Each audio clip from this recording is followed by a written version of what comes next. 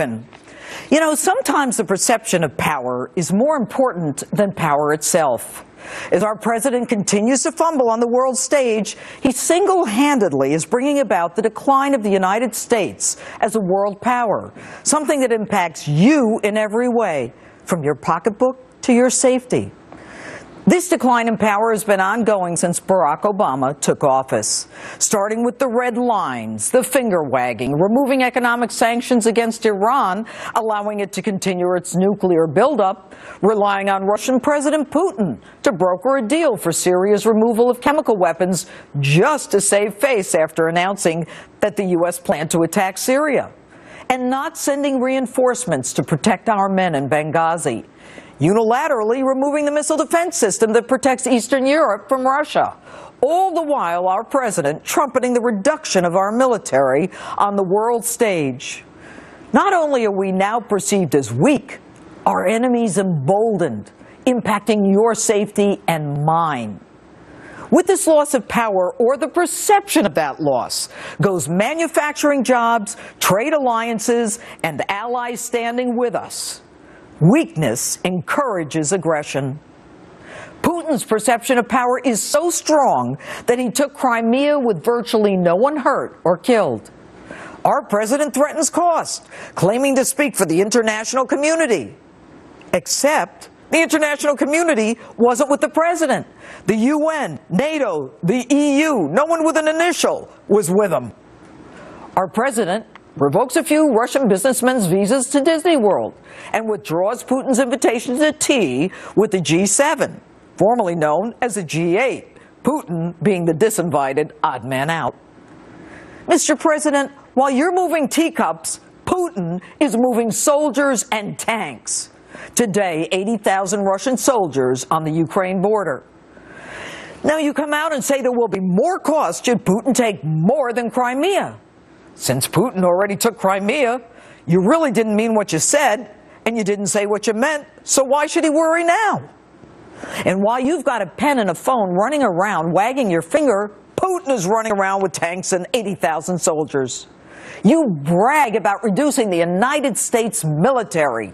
He increases Russia's military by almost 79%. Putin's influence in Europe and the Middle East increases. Russia is on its way to becoming the dominant world power. And you say this? I think the strong condemnation that it's received from countries around the world indicates the degree to which Russia's on the wrong side of history on this. A regional power? Weak? Really? You engaged him to broker that Syria deal. After you didn't have the fortitude to follow through on your threat, you're now relying on Russia, the KGB agents, truth-telling that Syria is going to eliminate its chemical weapons. And by the way, all the while, Russia is selling weapons to Syria. And don't we rely on Russia to get us into space now that we've shut down our own program? And take a listen to this. Russia is a regional power that is threatening some of its immediate neighbors, not out of strength, but out of weakness. You know, who's looking like they're on the wrong side of history? You're not listening to history, and he who doesn't learn from history is destined to repeat it. Ronald Reagan was a strong president. He trusted, but he verified. He ended the Cold War. You come in and take down the missile defense system in Eastern Europe with nothing in return. Why are you doing this? Do you even know who our enemies are? Do you know that your obligation is to protect us and protect our economy? And you say Russia's a regional power? With all due respect, Mr. President, Putin is a pig, but he's been bitch-slapping you since the Edward Snowden mess. And speaking of perception, your Secret Service bozos passing out drunk in hotel hallways, traveling with you in Europe, makes you look weak yet again. Do you think Putin's KGB guys would dare do something like that? And I suspect that they probably can handle their Stoli better. You draw lines, Mr. President, Putin crosses them. You play make-believe war games, he sends in the troops. You sit around moving teacups, he moves the armored tanks.